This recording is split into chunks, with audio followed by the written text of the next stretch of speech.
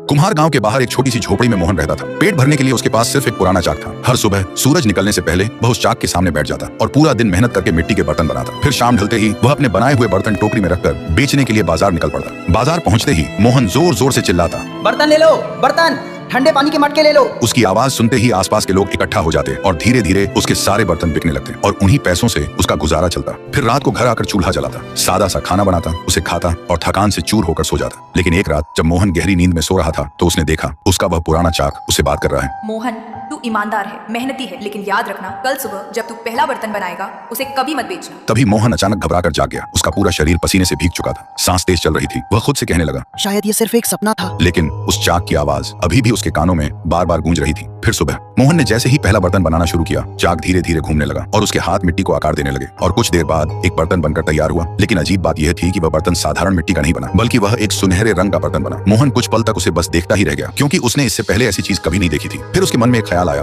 अगर मैं इस अनोखे मटके को शहर के किसी अमीर सेठ को बेच दूं, तो शायद मुझे बहुत सारे सोने के सिक्के मिलेंगे। लेकिन अगले ही पल उसे रात का वह सपना याद आ गया। उसे कभी मत बेचना। मोहन ने गहरी सांस ली और उस मटके को उठाकर एहतियात से अपने पास रख लिया। फिर रात को जब वह बाजार से आकर झोपड़ी में बैठकर उस मटके को देख रहा था, तभी अचानक उस मटके से एक सुनहरे रंग की आत्मा बाहर निकली। यह देखते ही मोहन बुरी तरह डर गया। लेकिन तभी वह आत्मा बोली, डर मत मोहन, मैं इस मटके की आत्मा हूँ। तूने लालच नहीं किया, इसलिए मैं तुझे वरदान देती हूँ। इतना कहकर आत्मा ने अपना हाथ हवा में घुमाया और अगले ही पल मोहन की छोटी सी झोपड़ी एक खूबसूरत पक्के घर में बदल गई। उसके फटे हुए कपड़े नए कपड़ों में बदल गए। तभी वह आत्मा बोली, और जब भी तुझे अनाज की जरूरत होगी, इस जादुई मटके से मांगना, तुझे मिल जाएगा और यह मटका कभी खाली नहीं होगा। लेकिन याद रखना, इस वरदान का उपयोग सिर्फ भलाई के लिए कर। इतना कहकर वह आत्मा गायब हो गई। फिर देखते ही देखते मोहन अमीर बन गया, लेकिन उसने अपना कर्म नहीं छोड़ा। वह अब भी बर्तन बनाता था। वह अब जरूरतमंद लोगों को मुफ्त में अनाज देता, भूखों को खाना खिलाता और सबकी मदद करता। धीरे धीरे लोग मोहन की इज्जत करने लगे, उसकी ईमानदारी की मिसाल देने लगे। और तब मोहन को समझ आया कि अगर इंसान लालच छोड़कर सच्चे मन से मेहनत करे तो किस्मत खुद उसका साथ देती है।